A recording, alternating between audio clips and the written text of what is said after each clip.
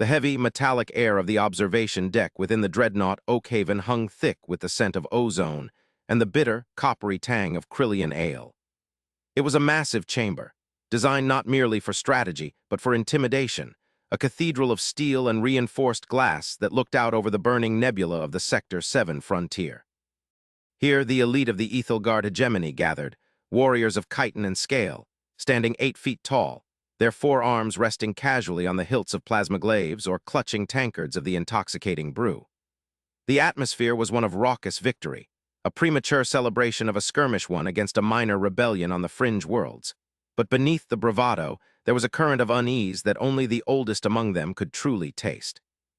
The galaxy was old, and the Ethelgard had ruled their corner of it for 3,000 cycles, a reign built on the crushed bones of lesser species and the absolute certainty of their own supremacy.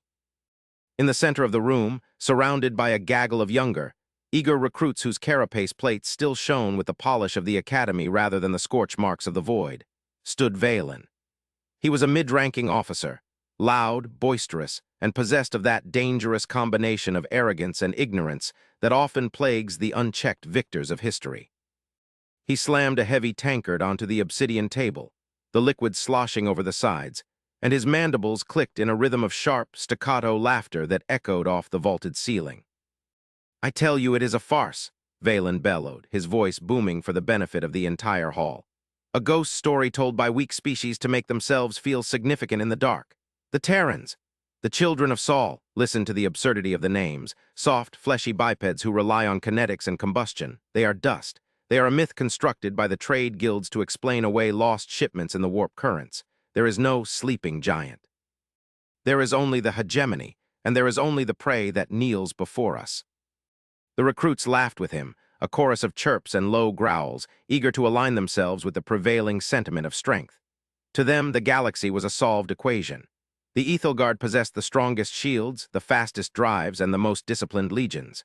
The idea that some ancient, mythical species existed, one that had supposedly vanished thousands of cycles ago only to lurk in the void, was ridiculous. It was a bedtime story for larvae, a warning not to stray too far into the uncharted zones. "They say," one of the younger soldiers jeered, leaning in with mock conspiracy, "that they have no natural armor, that their skin tears like parchment paper. Can you imagine, fighting a war without a carapace? They would die from the atmospheric pressure of a standard bridge." "Exactly," Valen roared, wiping foam from his lower jaw. "Biological absurdity. Evolution demands armor. Evolution demands claws. If these humans ever existed, they died out because the universe has no patience for fragility.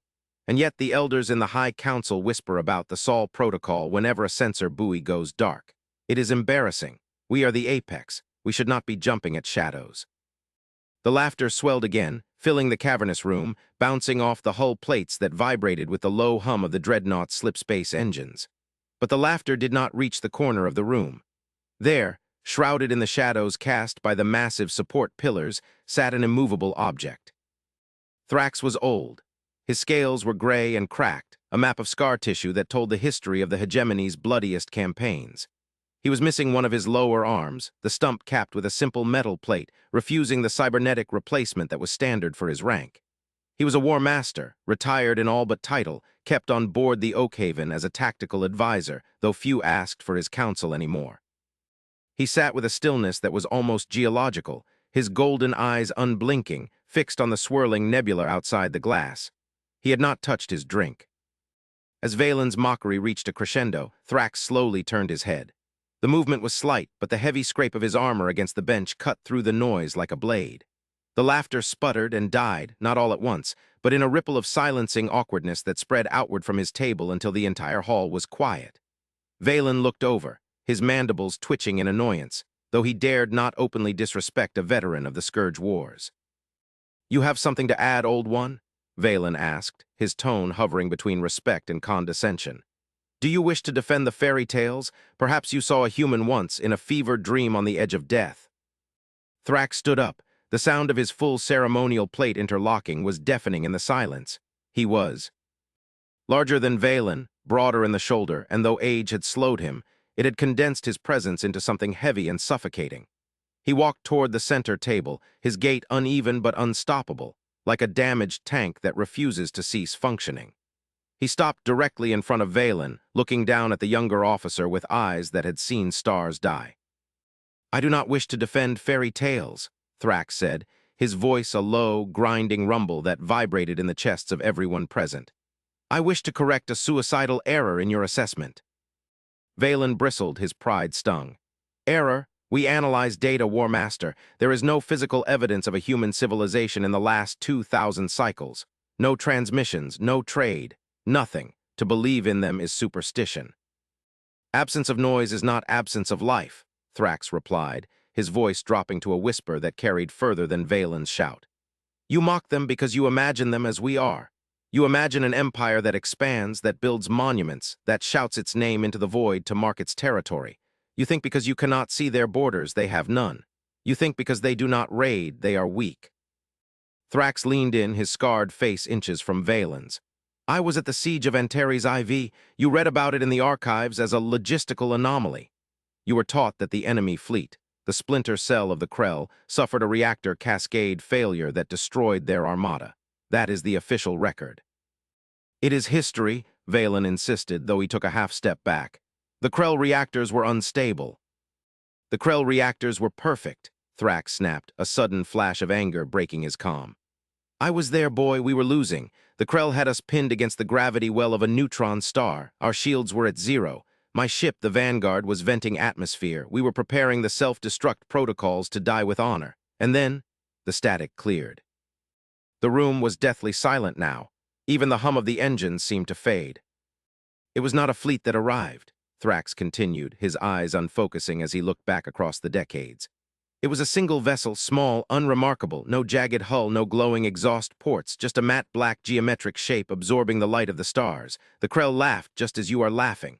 They fired a full barrage, plasma torpedoes, kinetic rails, enough firepower to crack a moon. And the ship, it didn't even raise a shield."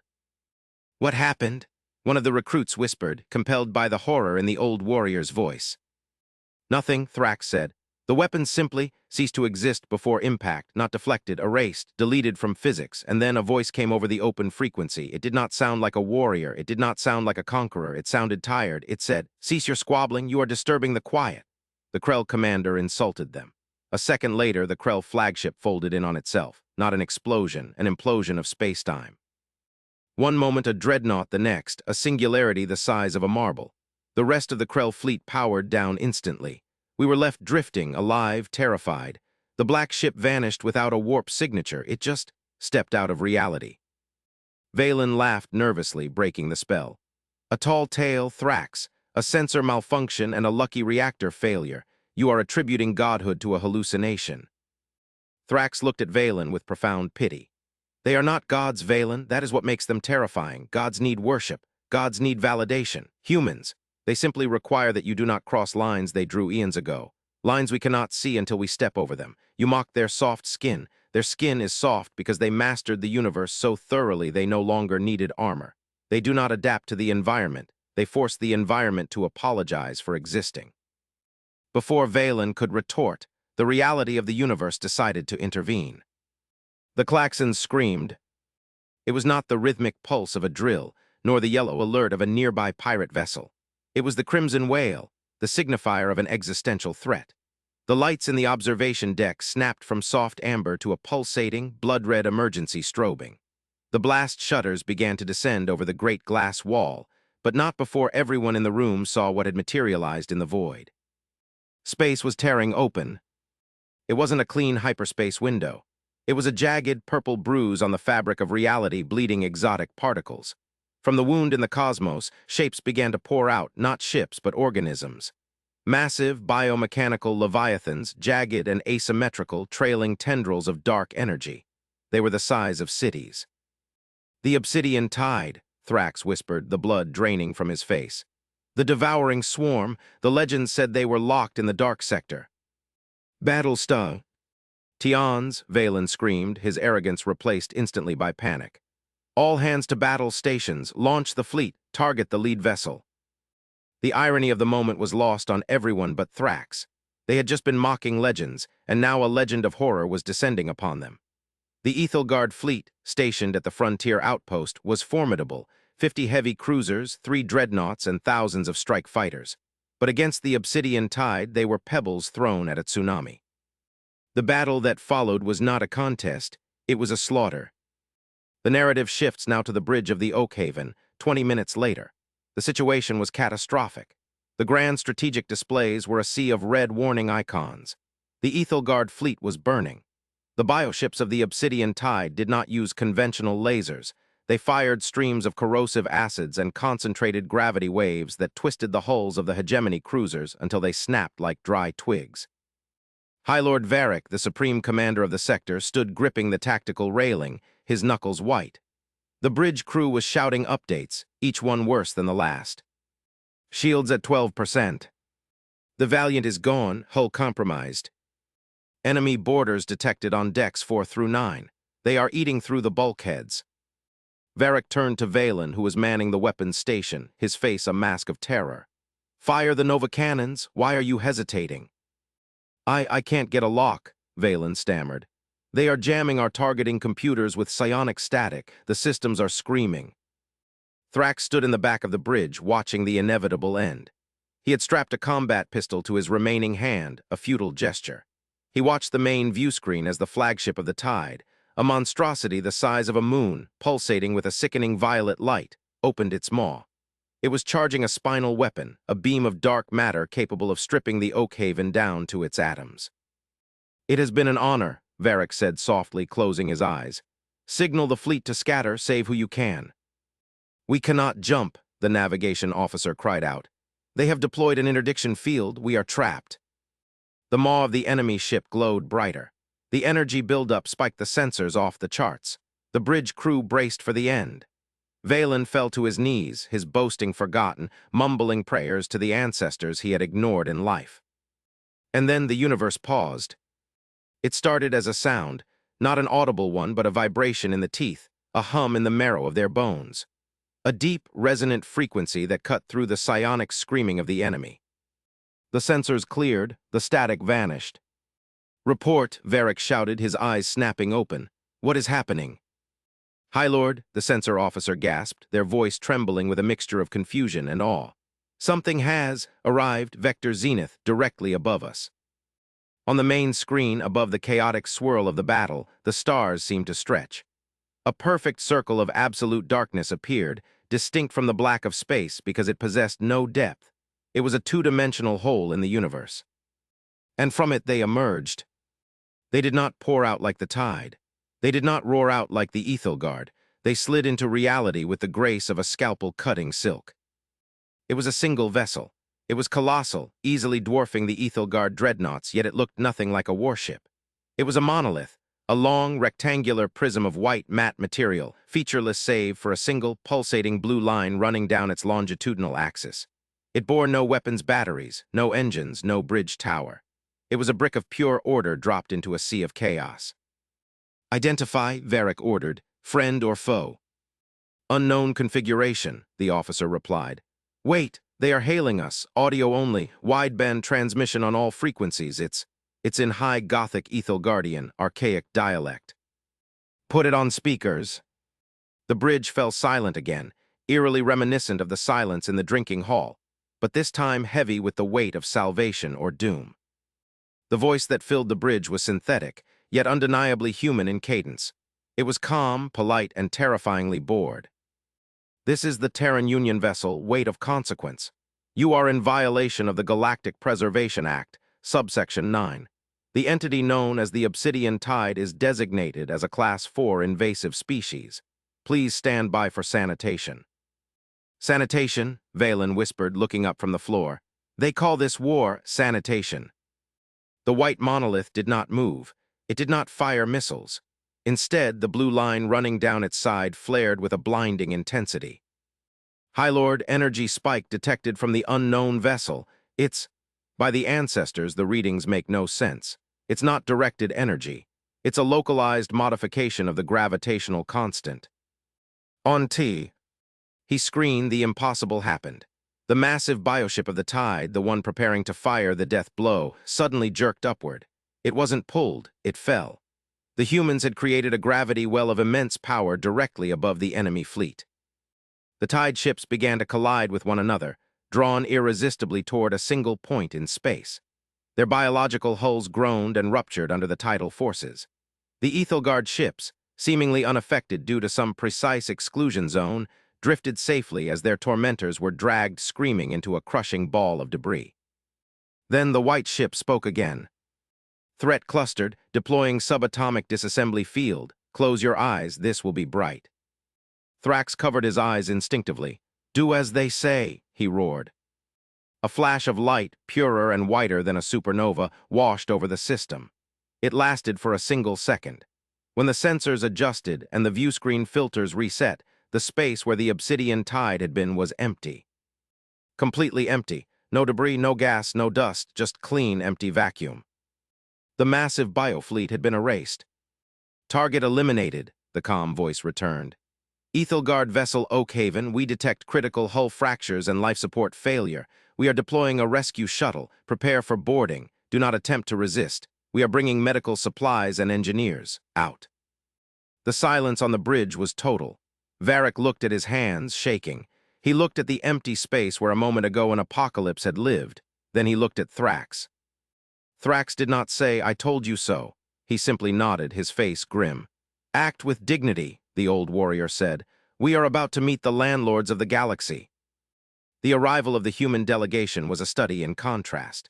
The Ethelgard were a warrior race, bedecked in ornate armor, their ships designed to look like predatory beasts. The docking bay of the Oakhaven was filled with smoke and the groans of wounded metal. Ethelgard honor guards, battered and bleeding, stood in formation, clutching their weapons, unsure whether to salute or aim. The human shuttle was a smooth, silver teardrop, hovering silently before touching down on landing gear that extended liquidly from the hull. The ramp descended. Valen, standing behind High Lord Varric, expected giants. He expected cybernetic monsters. He expected something that matched the godlike power of the white ship above.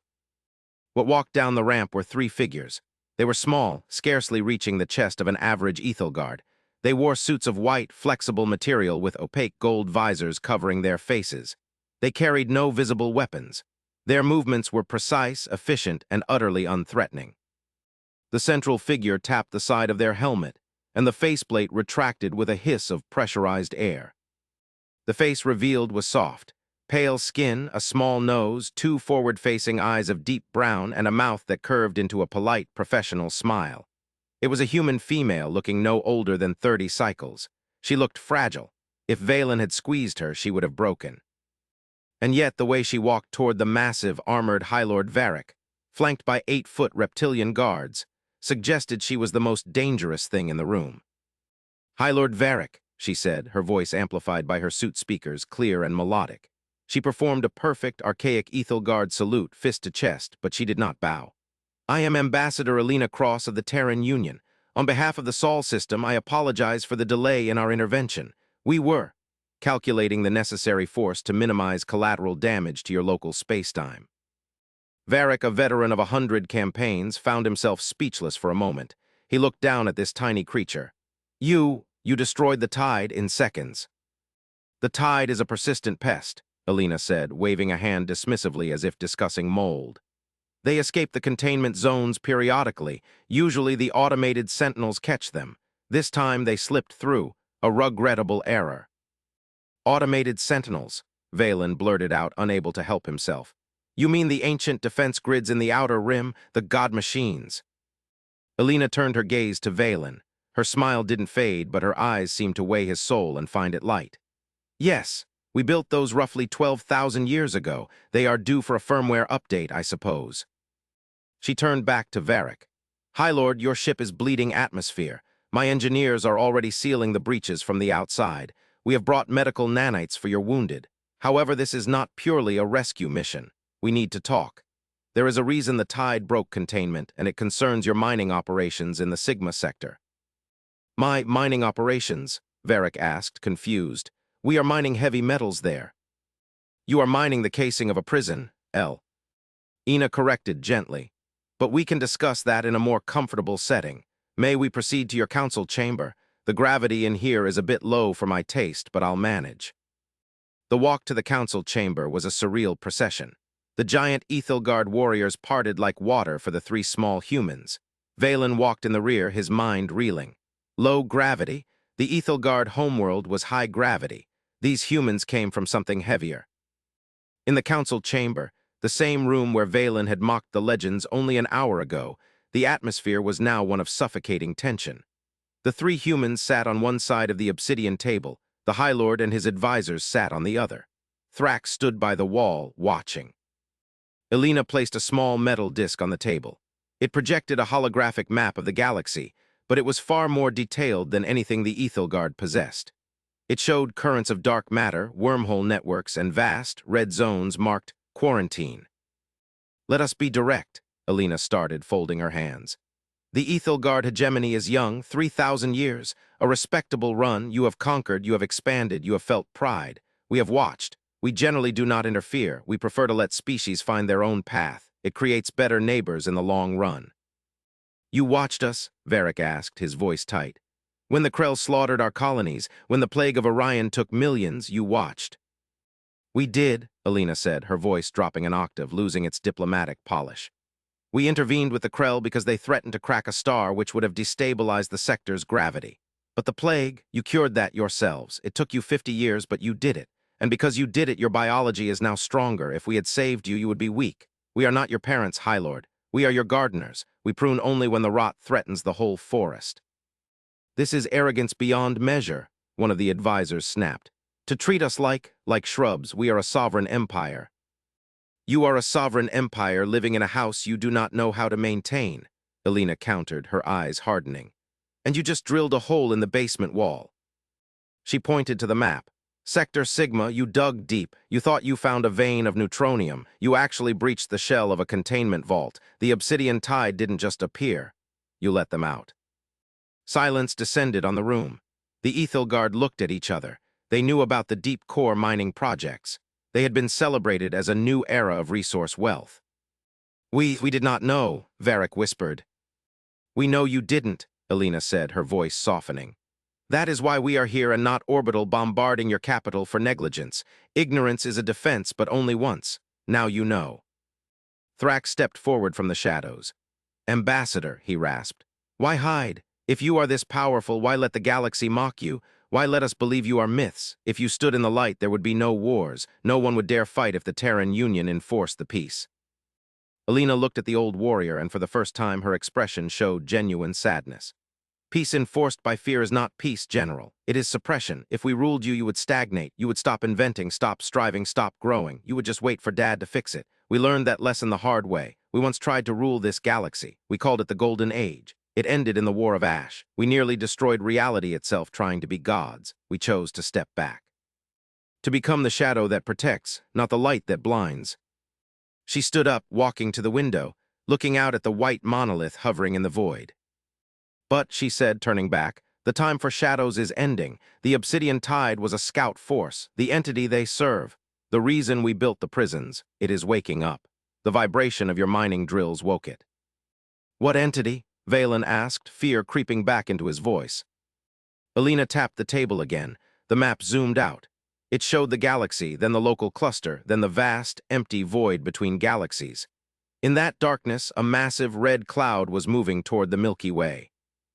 "The entropists," Elena said. "They are not a species. They are a mathematical inevitability. A civilization from the intergalactic void that seeks to maximize entropy. They want the heat death of the universe to happen now. They consume energy, light, matter, until everything is zero." She looked at the Ethelgard commanders. "We, the Terrans, have been holding the line at the galactic rim for 10,000 years. We are tired. Our numbers are few. Our ships are powerful, yes, but we cannot be everywhere. The Obsidian Tide was a signal flare. The entropists know we are here. They are coming." Varric stood up, his massive frame trembling with the weight of the Revelat. "Ian, so, you are not here to punish us. You are here to recruit us." "We are here to offer you a choice," Elena said. "You can continue to play at Empire, fighting over rocks and borders, and when the entropists arrive, you will be extinguished in nanoseconds. Or, you can grow up. You can stop mocking the legends and become one." She looked at the young soldiers, at Valen, at the recruits who had laughed in the hall. "We need your fleets, we need your soldiers. Not because you are more powerful than us, but because you have something we lost long ago. You have hunger. You have the desperate will to survive. We are old, High Lord. We are logical, ethical, and calm. But sometimes, to win a war against the dark, you don't need logic. You need a warrior who will scream defiance at the inevitable. Alina walked back to the table and deactivated the map. The Terran Union is formally requesting an alliance with the Ethelgard hegemony. We will provide the technology. We will upgrade your shields, your weapons, your drives. We will teach you how to weave gravity and fold space. In exchange, you will stand with us on the rim. You will hold the line. The room was silent for a long time. The shift in worldview was absolute. The humans were not the prey. They were the weary guardians handing a sword to a younger brother. Varric looked at Thrax. The old warrior nodded slowly. "We mocked you," Valen said, his voice shaking. "I mocked you, I called you soft." Alina smiled, a genuine, warm smile. "We are soft, Commander Valen. That's why we built the big ships. But softness allows for flexibility. You are hard but brittle together. We might just be unbreakable." High Lord Varric drew his ceremonial dagger. He didn't point it at the human. He reversed the grip, offering the hilt to Alina. It was the highest gesture of submission and trust in Ethelgard culture. "The hegemony stands with Terra," Varric said solemnly. "We will not fail you." Alina did not take the dagger. Instead, she reached out and closed Varric's hand around the hilt, pushing it gently back toward him. "Keep your weapon, High Lord. You're going to need it. The first wave of the entropists arrives in 6 months. We have a lot of work to do." Epilogue 6 months later. The observation deck of the Oakhaven was different now. The smell of Krillian ale was gone, replaced by the sharp, sterile scent of ionized air and the hum of new, Terran-integrated reactor cores. The mood was no longer raucous. It was focused, intense. Valen stood by the viewport. His armor was new, interwoven with kinetic dampening fields provided by the Terran engineers. He looked out at the fleet. It was a magnificent sight. The jagged, aggressive silhouettes of the Ethelgard warships were still there, but they were flanked by the sleek, white geometric shapes of the Terran Union. Thousands of ships, alien and human, moving in perfect synchronization. Thrax walked up beside him.